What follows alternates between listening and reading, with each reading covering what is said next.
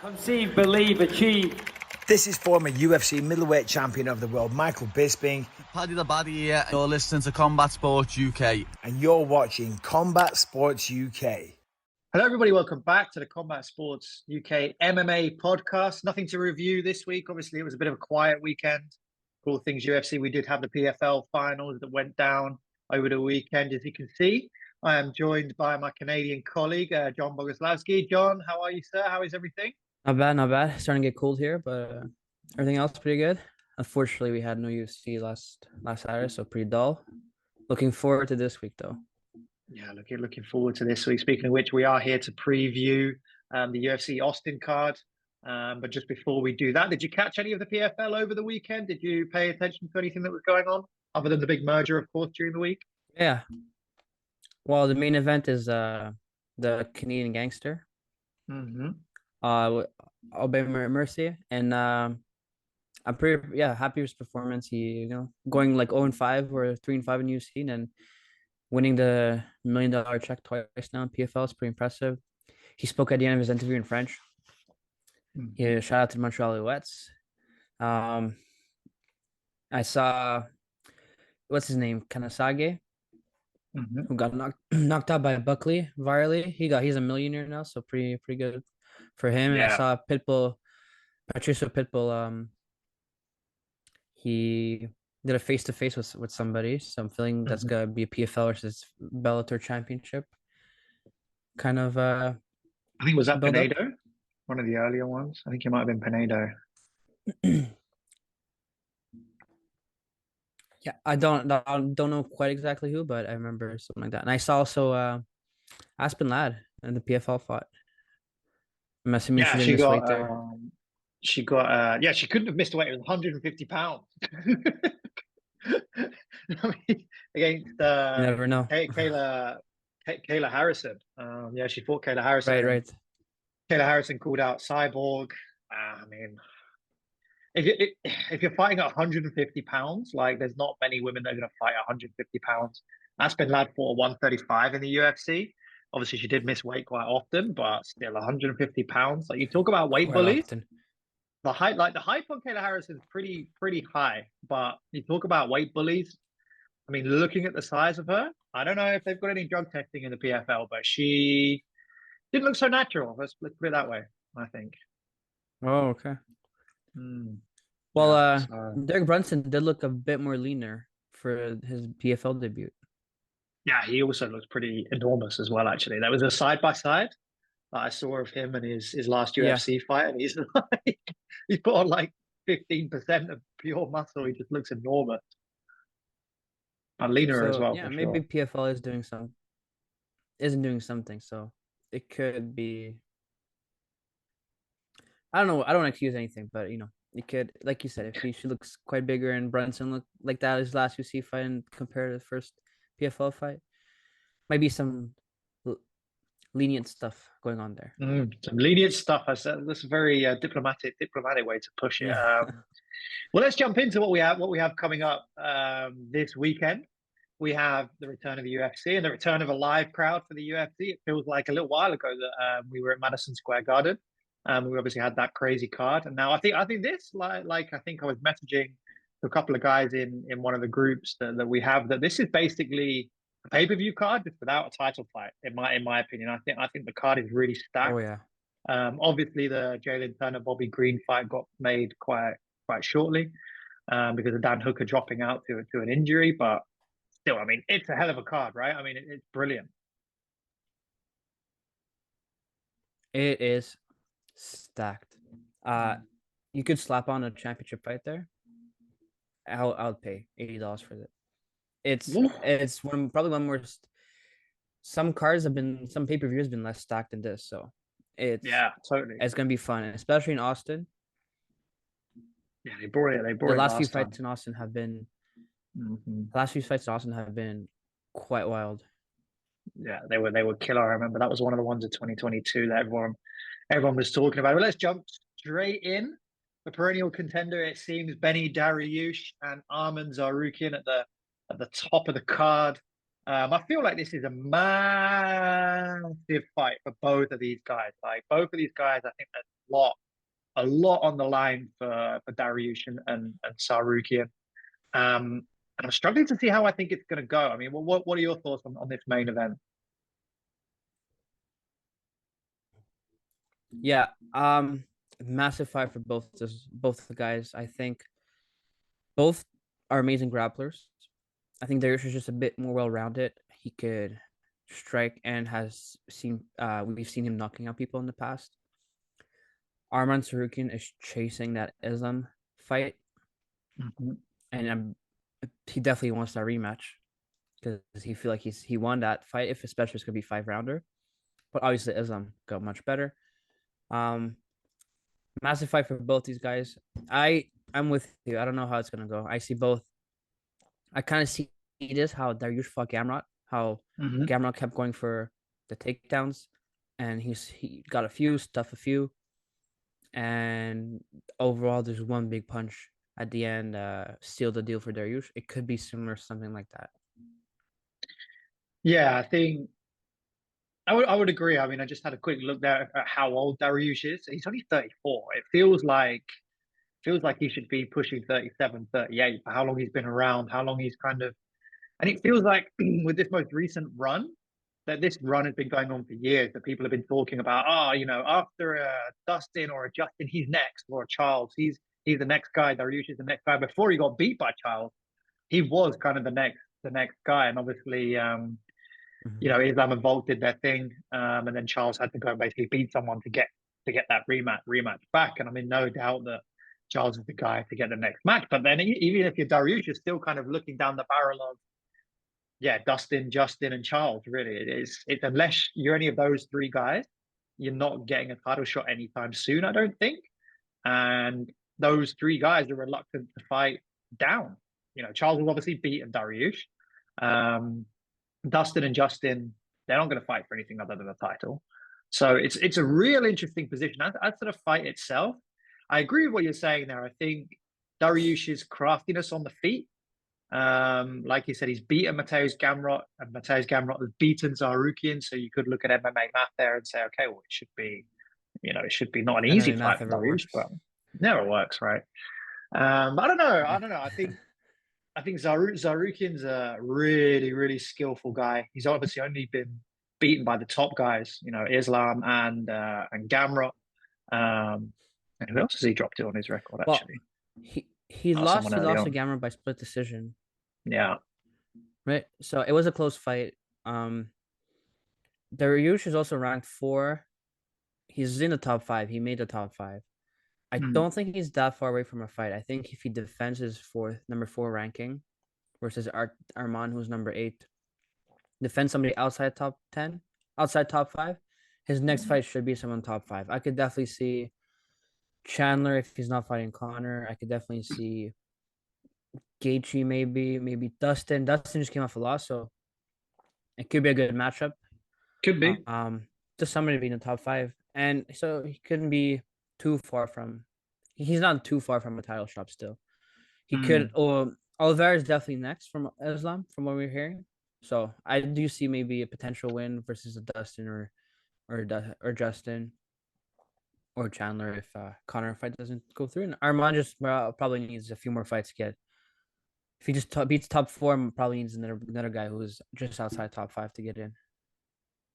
Yeah, I would agree. I mean, I think unless either of them do it in spectacular fashion, a first round crazy knockout or a submission, that's the only way that either of them could propel over Dustin or Justin. I think, I agree with Benny. Sure. Probably could get the Dustin fight. I think Tsarukyan, he's got to do a bit more, because then you're also talking about him leapfrogging Gamrot. Gamrot's got the win over him, and Gamrot's just lost to Dariush. It's a bit of a weird setup outside of those top two guys. But I think if either want to get that title shot next after Charles, whatever Dustin's doing, and whatever Justin's going to do as well, they really, really got to put a rubber stamp on this and say, I'm the guy. I'm the guy ahead of these guys. This is the fight to make. Do I see it happening? No. I mean, I think I could probably see it going to a bit of a grindy decision. Similar. I think it'll be a really exciting fight. I think it'll be technically quite high level. But then again, Dariush does get caught, so you just don't know. This is the conundrum I'm having with this fight. I don't. There's so many on both sides. But yeah, Dariush has got the hand, but he also gets gets caught, caught. and he gets caught, and he's good on the back. He knows I think it's a black belt jiu-jitsu. He knows how to wrestle too. Yeah. It could be a similar Tsarukyan versus Gamrot situation as well. Like if you want to compare the very technical fight, a lot of grappling, a lot of ground and pounds and positioning win battles. So I'm with you. It's a coin flip for me. I'd have to see the fight, obviously. For me, it's a coin flip. I don't know who I put my money on right now. Yeah, But I do see a decision like you. Yeah, I'm going to push you for a pick. My pick's going to be Dariush by decision. I'm going to go Dariush by decision. I think Tsarukyan gets a knockdown. I think Tsarukyan will knock Dariush down with something just that he's not expecting. But I think Benny will come through 3 or 4 out of the 5 rounds and pick up the victory. So that's going to be my prediction. I think Dariush by decision. I'd have to agree with you. Dariush by decision. I think they both will get a knockdown on each other eventually, and it's whoever comes out in the rounds 3, 4, and 5 the strongest.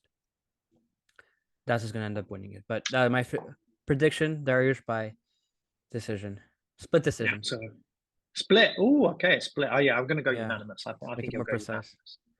Yeah, split. I could see a split also. I could definitely see a split. You never know. And the co-main event, this is an exciting fight. The one before this was probably more exciting. Obviously, Dan Hooker and Bobby Green. I mean, that's dream MMA stuff, really. Like that's a dream fight. But this fight, Jalin Turner and Bobby Green, it wets the whistle, so to speak. It's a really intriguing fight. I mean, I was one of those. I remember I said on the podcast that Bobby Green didn't have a chance against Grant Dawson. Grant Dawson. It was Grant Dawson, wasn't it? Yeah.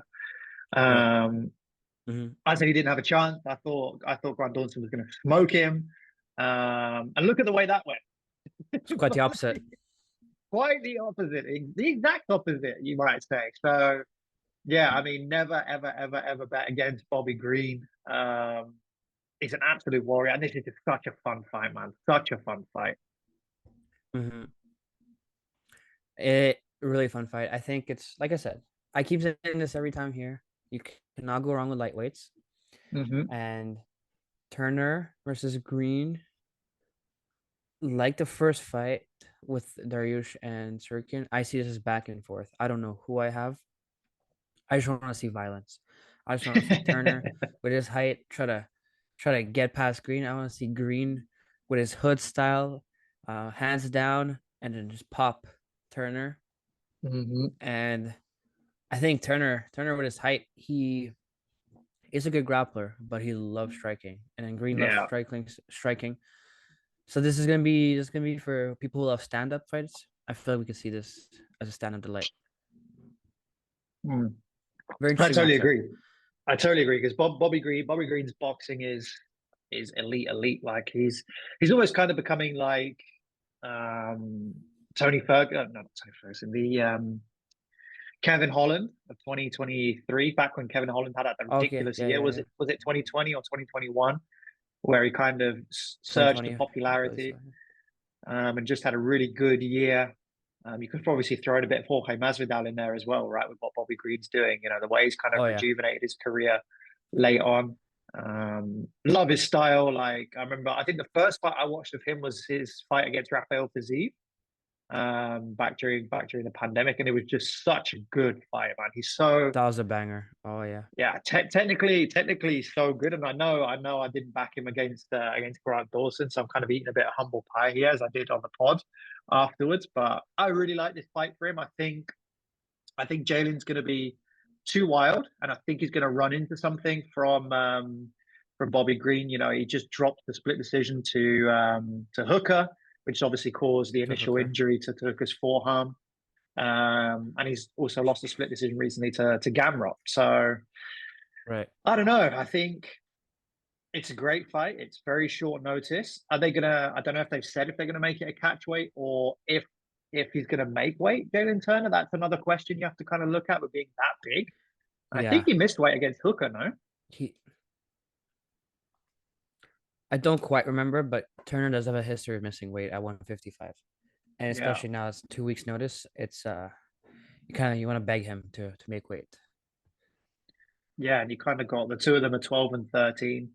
So it'll be a good win for either, I think. A It's good win for Jalin Turner to get himself back on the horse, and then he can call out. He could try and get that rematch back with Dan Hooker. He could try and get the Fiziev match, but Fiziev is out for a while, I guess.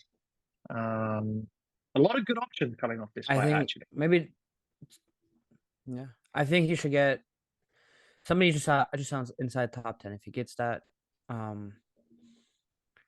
give him a striker. If he does get his green, just give him a striker. He lost to, he said Gamrot by Yeah. split decision. Lost by decisions for him too. So I think Turner has to figure something out for him if he keeps getting close decisions, keep missing weight at times. Something has to change. And if he has a potential, he definitely has to. If he gets a win, that's a big win versus Green, because Yeah. as of late, Green has been looking good. So yeah. Yeah, it's one of those really awkward ones for Bobby Green, I think.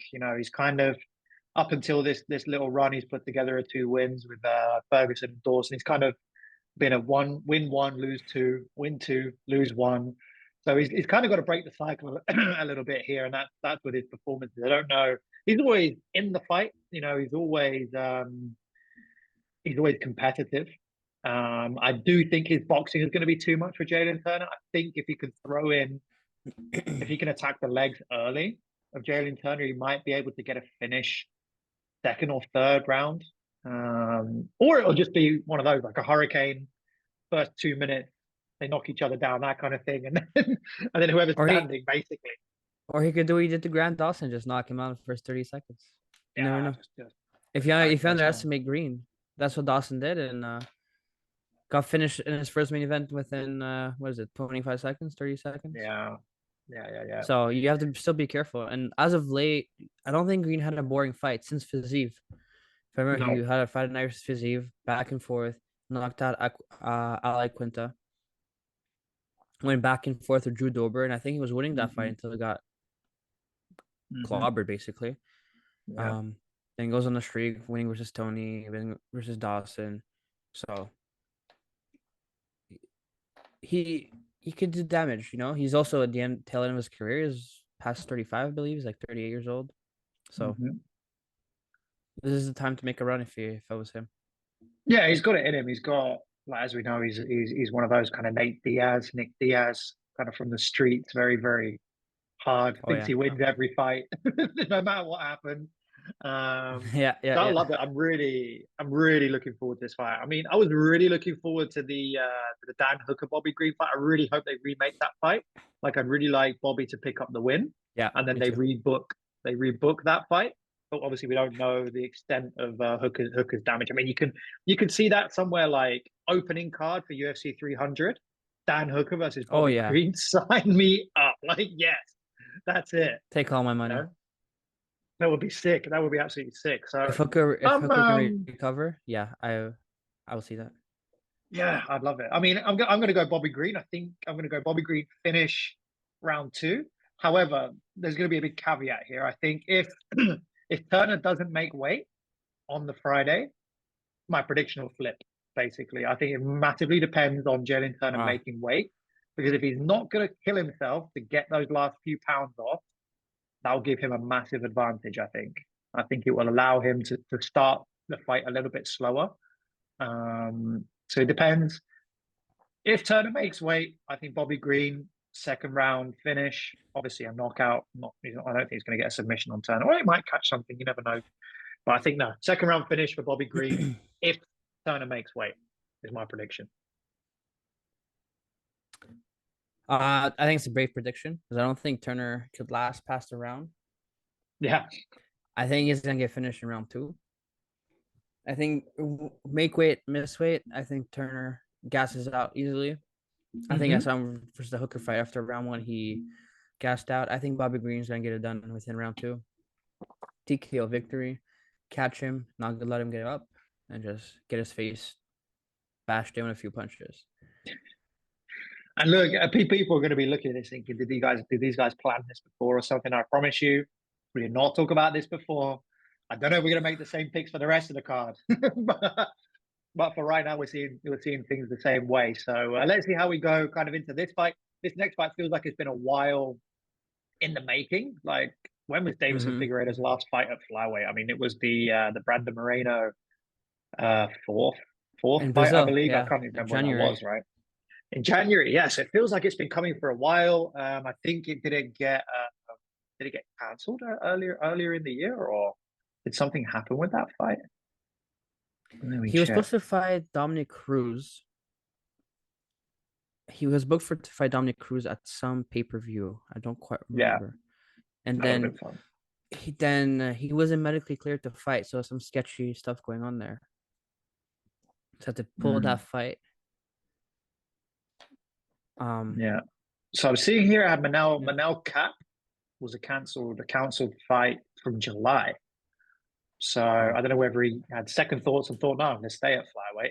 But either way, here we are. He's coming up against Rob Font, kind of a bit of a gatekeeper of this division. You know, I think I did a creative piece on Rob Font on the website before he fought Corey Sandhagen. When Corey Sandhagen put on that his wrestling masterclass, so to speak, the people were not happy about.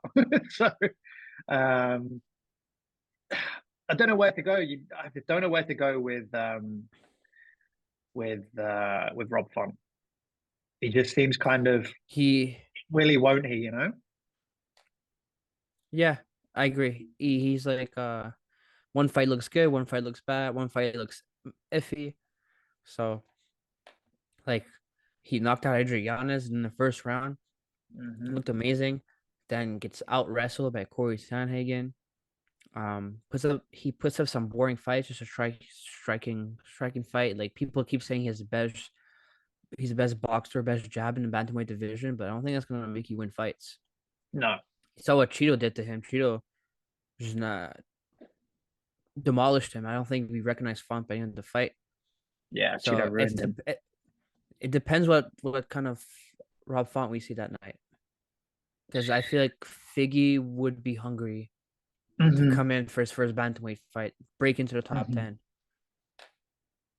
And it seems to me like Rob Font seems to lack that nous, that kind of fight intelligence to when it comes up against the bigger guys, like the guys at the top end of the division, the more elite guys. He seems to lack a little bit of nous and a little bit of plan B. It seems like he's got his jab and he's got his boxing fundamentals, but other than that, he seems to really struggle, and he seems to get caught out by these guys that are a bit more well-rounded and a bit more savvy, so to speak. So yeah, I mean, Deiveson, he's got that wild style. He can kind of very similar to Charles Oliveira. You know, I see a lot of parallels in the two fighters and the way they fight.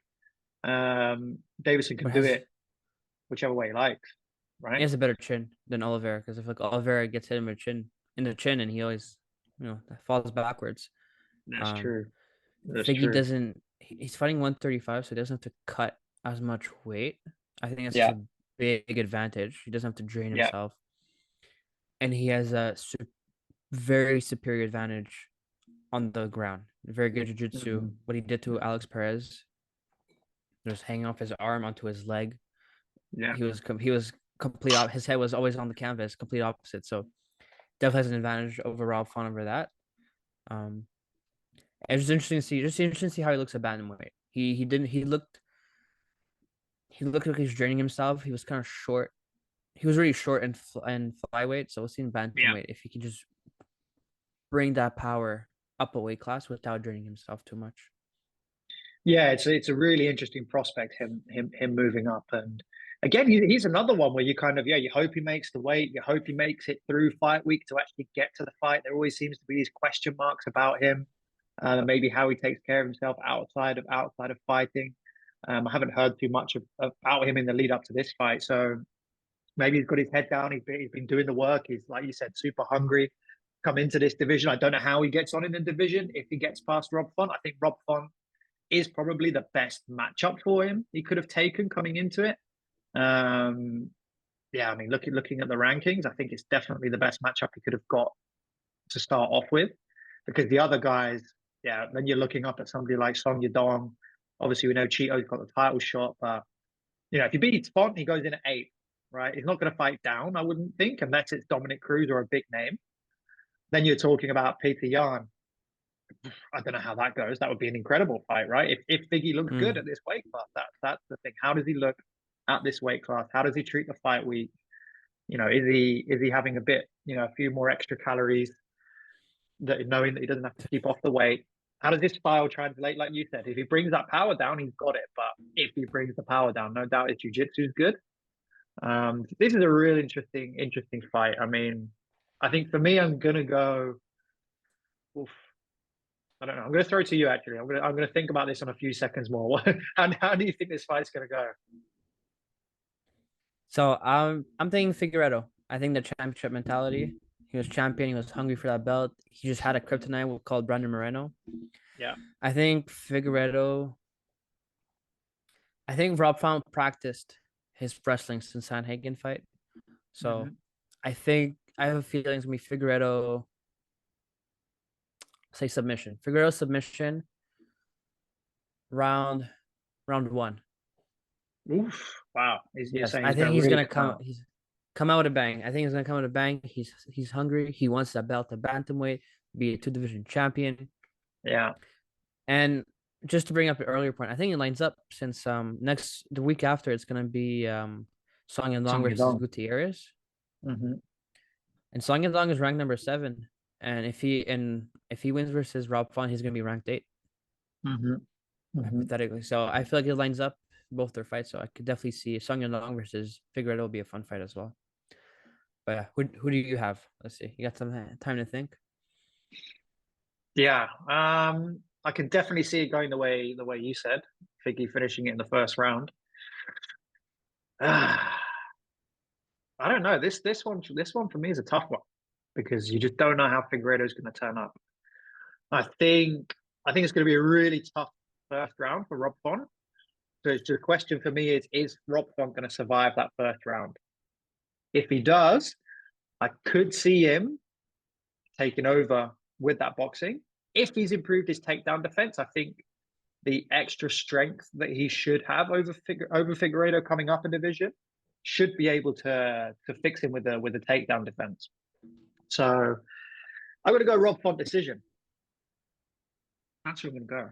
I'm going to go Rob Font decision. I'm going to break our cycle. Something different. Rob Font decision. Yeah, Rob Font. I'm not confident. Honestly, I'm 51%, 49%. I'm not confident in the pick, but I think I could see it happening. So that brings us quite nicely to another person who jumped weight classes, Kelvin Gastelum, and the returning Sean Brady.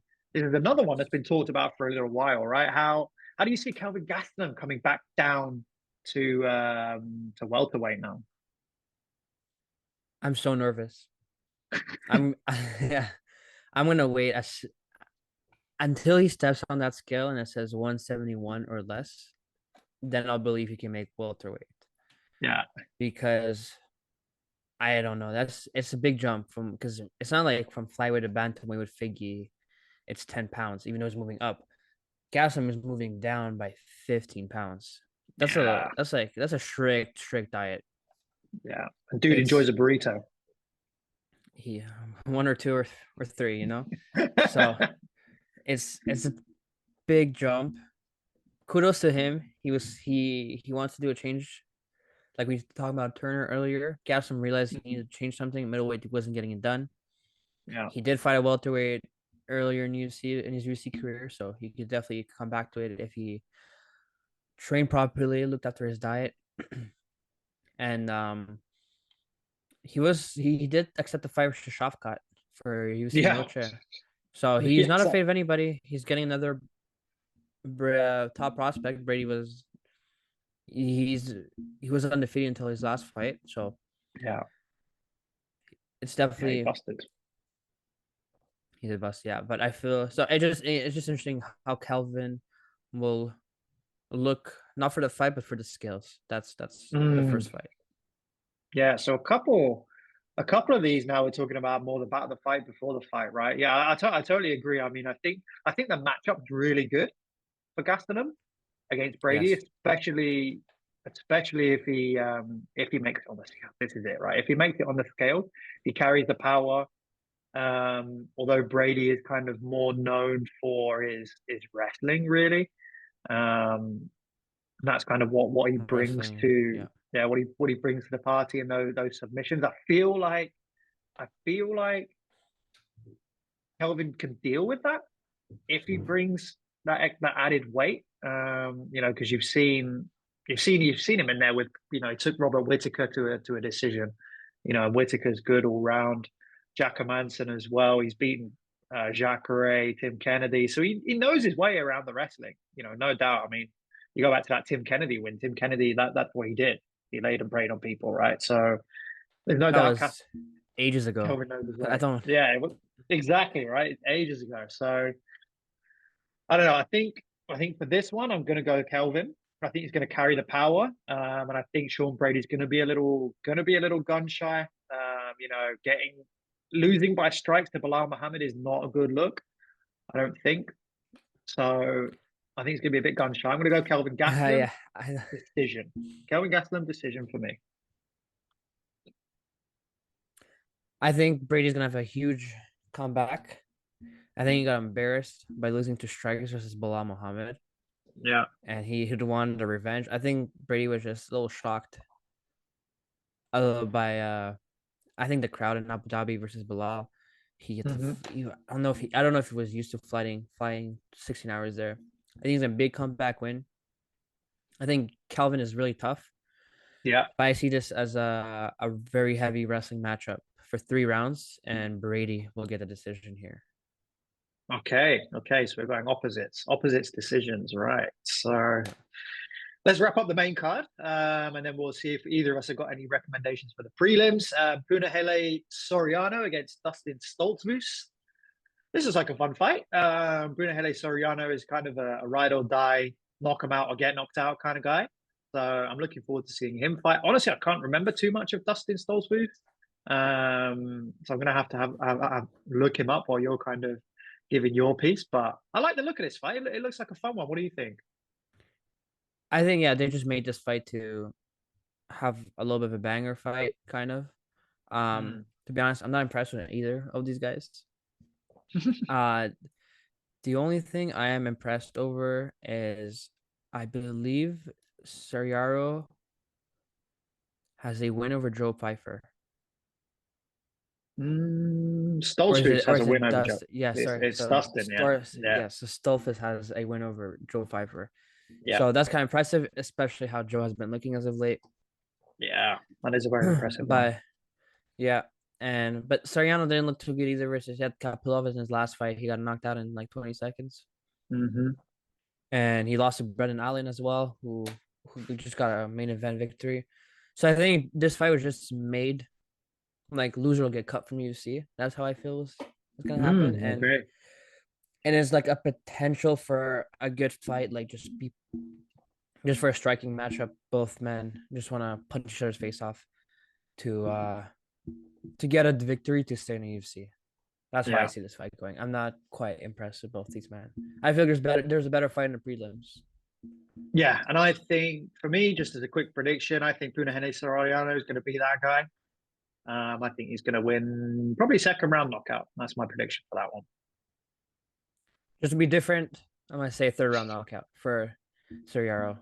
Like you said, he Nice. either knocks Sori or get knocked out. So I feel So Dustin's out. Dustin's on his bike. Dustin's on his bike. I do believe if I could do like another prediction is the loser of this fight will get cut from UFC. Okay, that's cool. So you mentioned there was another banger on the prelims. Tell us, what is your banger on the prelims that you like the look of? All right, Steve Garcia versus Mikazel Costa. Costa looked good in his last fight. Very impressive person. Don't let the looks deceive you. I know some people are on Twitter making fun, but he can fight. He knows how to fight. yeah, pretty good guys. I think this is our biggest fight of the card, light heavyweight fight. I am a Yeah. big fan of Ihor Potieria, the just somebody to Yeah. look after. He's fighting Rodolfo Bellato. I'm not quite too sure. I know him or seen him before, but those would be my two guys to look out. Nice, nice. I like the look of that Joe Selecki and Drakkar Close fight. That looks like it has fireworks written all over Yeah. it. That is like a lot of Very fun. fun. Both guys coming in with good records. Kind of, anyone in anyone in that lightweight division, they're just absolute killers. Both are coming off a win. It just looks like a really fun fight. It looks like a really fun fight. Both have got some finishes on their records. Both have fought quite high level guys as well. Joe Selecki's got a fight in there with Jared Gordon, who's obviously just come off a very impressive victory. Jakar Close has got a fight with Daniel Dariush that he lost. So Lando Venata beating Bobby But Green. it was a really good fight. Yeah, it was a good fight. So this one looks exciting. And then I think just before we jumped on the call, both of us kind of talked up Veronica Hardy. She should be a lot of fun. It's always fun when you've got an analyst like Dan Hardy in your corner, let alone if you're married to him. So that should be a really interesting fight. Up against for the belt. up against your country lady. So I'm pretty sure. Have you got kind of like a bias having a Canadian fighter on the card? No, I'm all in for Veronica Hardy. Let's I'm sorry. go. I'm sorry, Jamie Lynn Horth. I like Veronica Hardy. I think we saw her twice now in the UFC. Yeah, and she looked damn impressive. So it's like I said, it's a shame she's so low on the card. Could be a good start. It could be a good start for the night if she comes out with a bang. And if Canadian wins, good for us. happy days. Look, Yeah, so happy. obviously Veteran Misha takes on there as well. A really, really fun card. John, as always, thank you tremendously for your time. We'll see how we get on with our picks. Enjoy the event, man. Nice to see you. Yeah, nice to see you too. Thank you for this as always. Looking forward to UFC Austin. All right. Always a fun fight. Cheers, man. Enjoy the fights, everybody. Cheers.